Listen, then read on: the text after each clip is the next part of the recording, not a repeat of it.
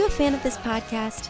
Do you wish there was even more juicy content for you to sink your ears into? Well, there is.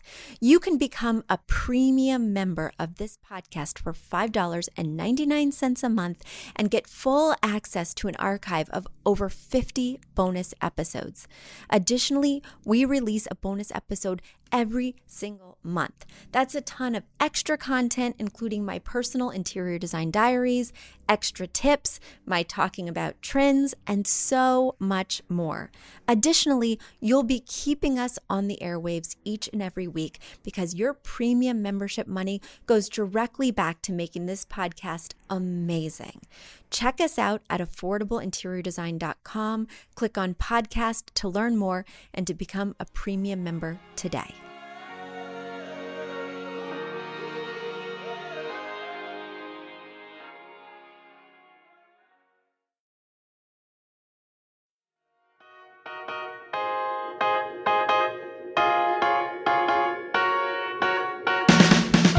You don't need a high-end designer or a lot of money to get a luxe look.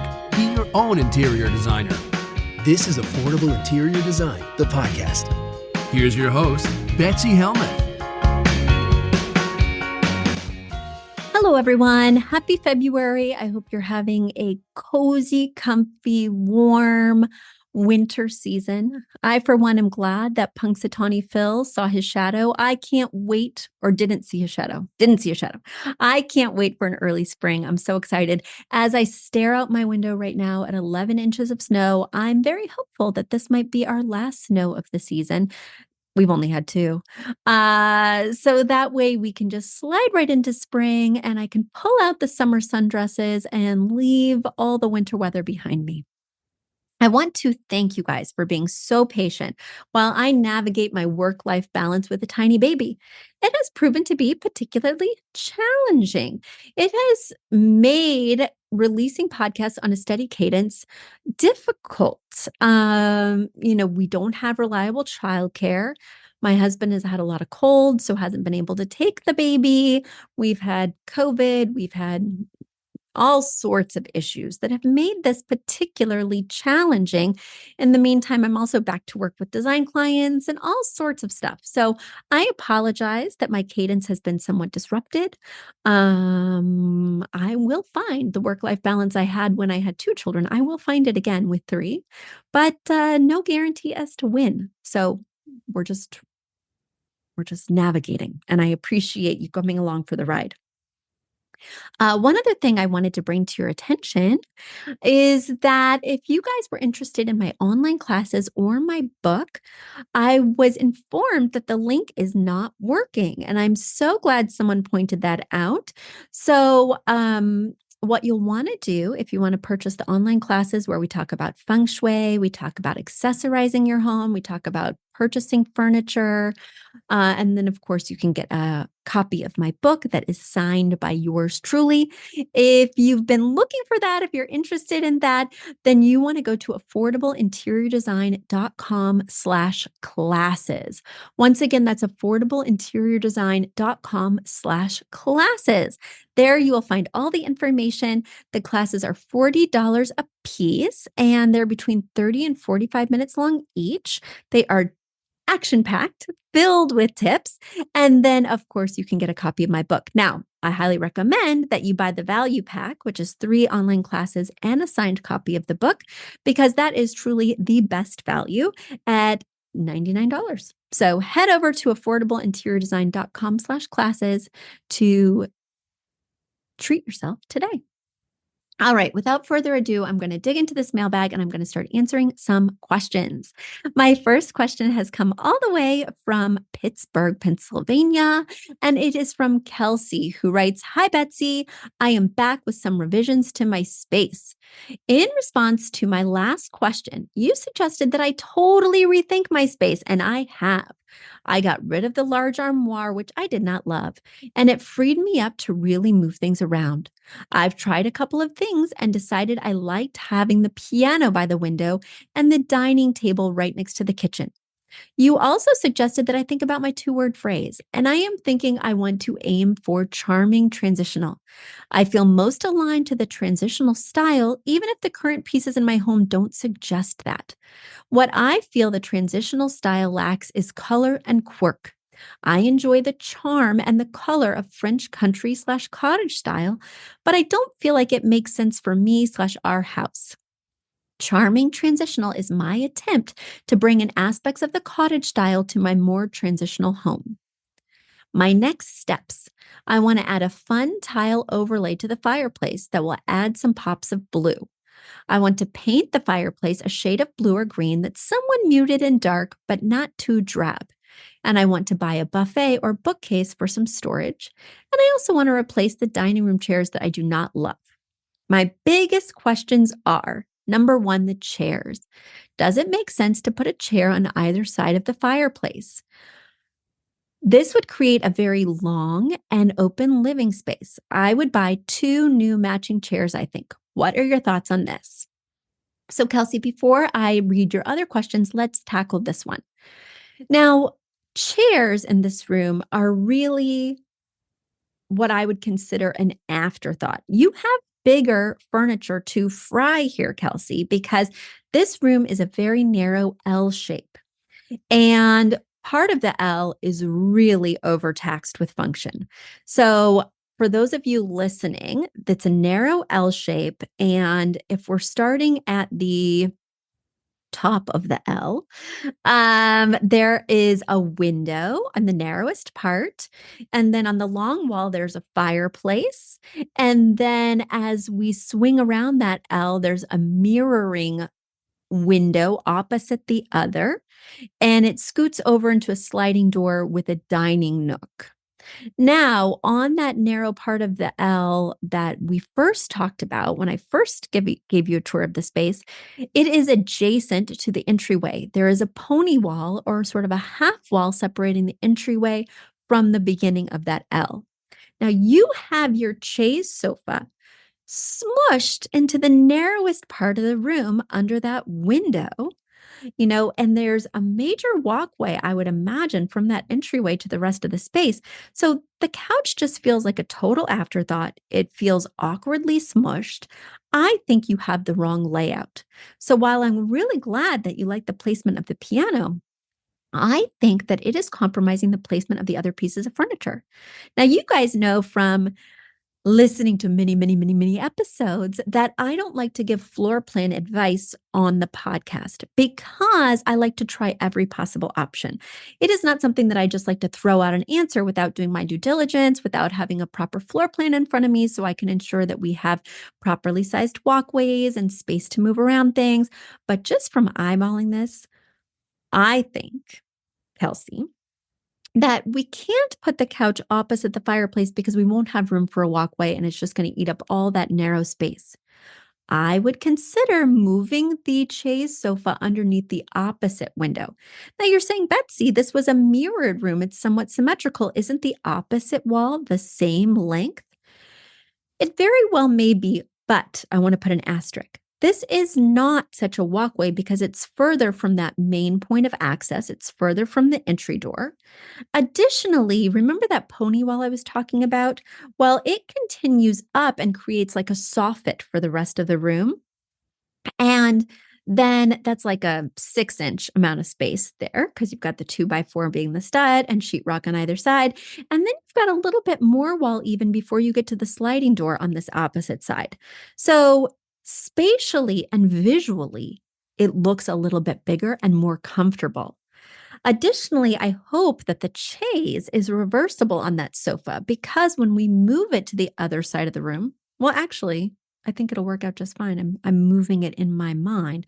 I would want the chaise to hug the wall that's closest to the fireplace. So that way it's not creating another sort of awkward walkway issue and turning into an obstacle course as you try to move into this dining area.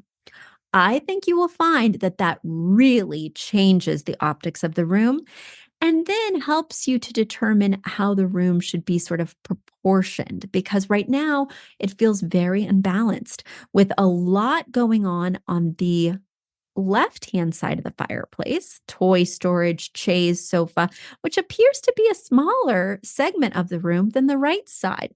Now, again, I don't have measurements. I don't have a floor plan. I'm eyeballing this from the wonderful pictures that you sent, but my eyes are typically never wrong. And this looks to be the smaller side that you've put the biggest functions on. So, guys, when you're mapping out your room, you want to think about the different functions, think about their priority, think about their scale, and then put the larger pieces in the larger zones and make sure that you're balancing the room so that you're putting these other functions, say the piano or the armchairs, on the other side. Now, we could really get into it in terms of the armchairs, the piano, etc., but I want you to make this major change first because, Kelsey, I think we have a little bit of room to go before we start buying armchairs. Now, let me move to your next question. You write about your rug. I hate the magic carpet ride too, but my space is so awkward.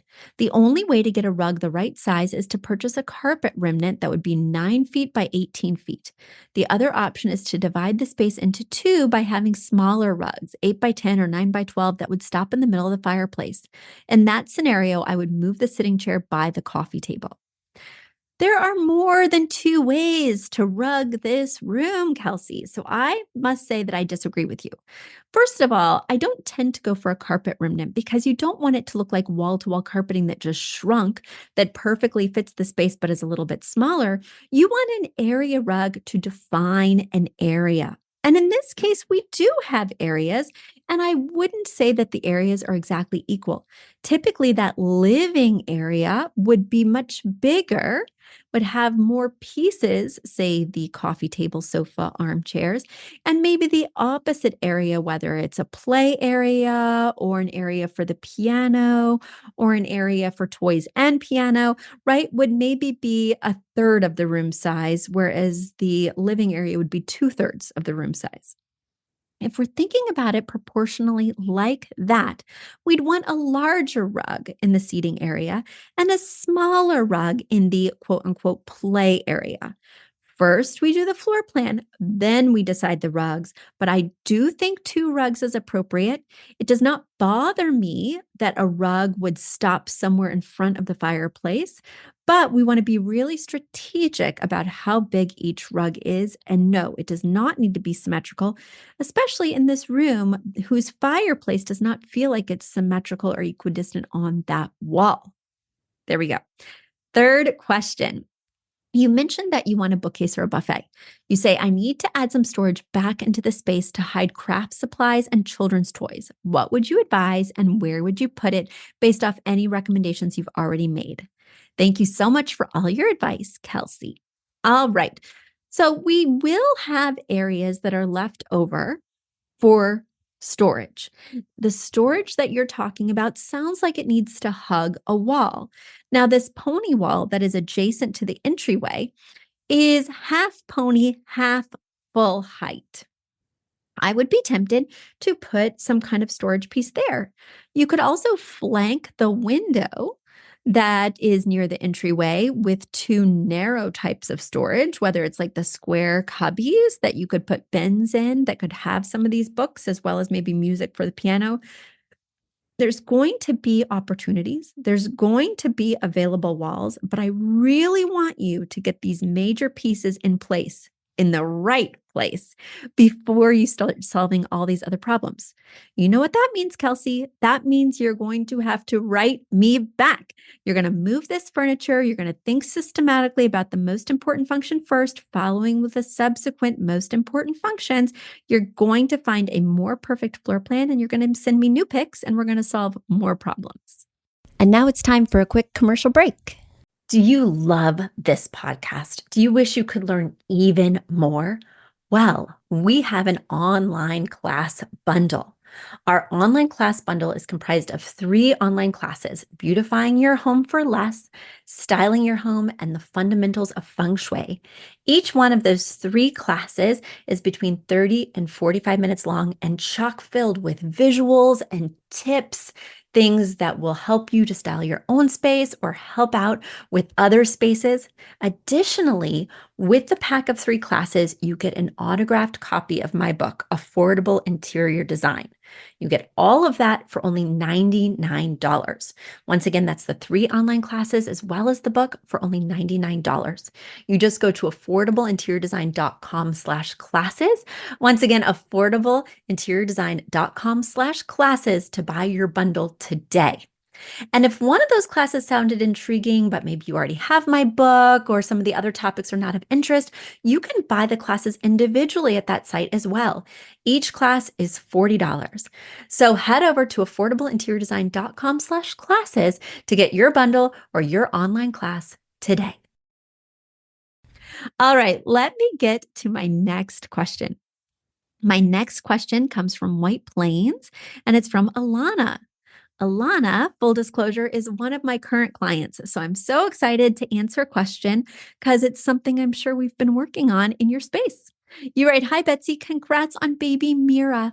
We are so happy for you and hope that you are enjoying lots of quality baby snuggles and maybe even getting some sleep. We're patiently awaiting your return to design as our new house needs some serious Betsy help. In the meantime, we're wondering if you have any experience with frosting glass cabinets and any suggestions on how to do just that. Our Butler's pantry has 6 glass panel cabinets, which we know are meant to store beautiful glassware, but that is not our reality. We need the space to store pantry and food items, which is not pretty to look at. We're also looking into replacing the cabinet doors with solid ones to match the kitchen, but we are not having much luck. I know you can buy spray to turn the glass frosted or a film that produces an opaque look. Do you have experience with either of these? Our fear is that it's going to look cheap, maybe even uneven. We may redo our space completely in 5 to 10 years as we're not in love with it, but for now we need to make it work. I would love any advice. Pictures of the butler's pantry are attached and the kitchen in case it's relevant." So, Alana, these pictures are very helpful, but do you know what was really most helpful? When I was able to come to your space at long last just the other day, and we were able to talk about this in person. Now, you already know how we're solving it. We've decided, as we were designing your dining area, you mentioned to me that you do love to entertain. You have guests over for dinner all the time and often large volumes of guests. So you requested that you have a buffet or a hutch to store some glassware, to store some plates, etc. And I was like, "Alana, that is what this butler's pantry with the glass front cabinets is for. It's for storing those plates and glassware, even if they're not stunningly attractive. The butler's pantry is almost like a small galley in the fact that it's not fully on display like a hutch would be. And so you really should be storing plates and things like that here. Now, I'm open to you having a buffet in the dining room, of course, but maybe that is a place where we could think outside the box. Sometimes people, you know, they want to turn something into something else, and they're thinking of solutions like film. And film is great, but the problem is that you still can see through it to a certain extent. If it's not truly opaque film, if it's frosted, you'll be able to see the different brightly colored food items that are back there, and it's still going to look cluttered and bad. Certainly, you could put everything in baskets, but is that really practical for your family and your life? No. So, what you're trying to do is turn these glass front cabinets into a pantry, and I just don't think it works when you technically do need plate and glassware storage. We have a couple of options. You could use that fully enclosed buffet piece or buffet hutch combo if it's fully enclosed for additional pantry space in the dining area, but it is a little bit further to go to the kitchen with those snacks or with those ingredients. The other thing we were looking at is there a space in the adjacent family room that's right off and open to the kitchen where we could just either insert a large piece that could serve as a pantry or build something out that could be a freestanding pantry unit?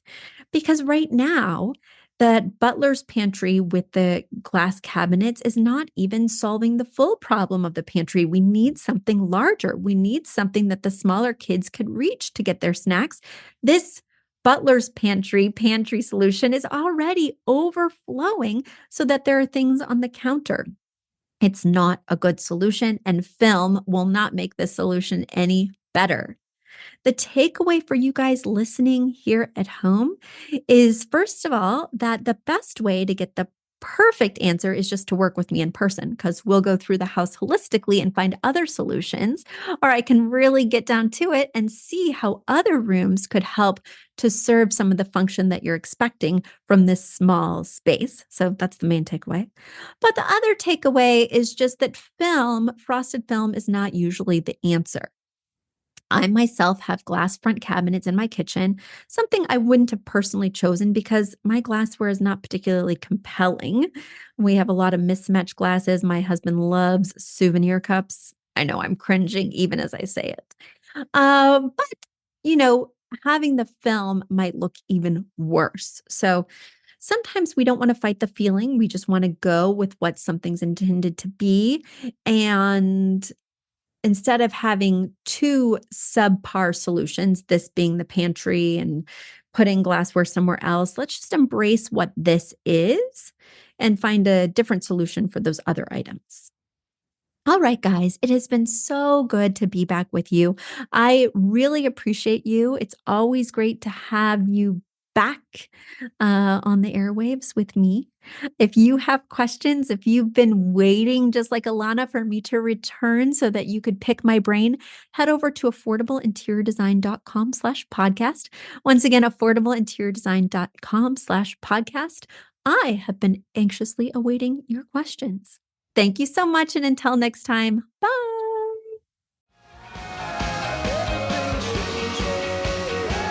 You've asked for it, and we have answered the call. For years, you've been saying, Betsy, you're talking about all these great design concepts, but we can't visualize them. You're describing the picture that the listener sent in of their problem, and we wish we could see that picture too. After all, a picture is worth 1,000 words, and I do my best to describe them, but there's nothing like seeing it for yourself. And that's why Affordable Interior Design, the podcast, now has a YouTube channel. Not only do we have a YouTube channel where you could see recordings and clips of these podcast episodes, we also have an Instagram, a Facebook, and so many other exciting things. You should check it out. Head over to affordableinteriordesign.com/links. Once again, affordableinteriordesign.com/LINKS. links. And when you go there, you will see links to our YouTube page, our Instagram page, our Facebook page, and more. Please check it out, follow and subscribe so you can see everything I'm talking about.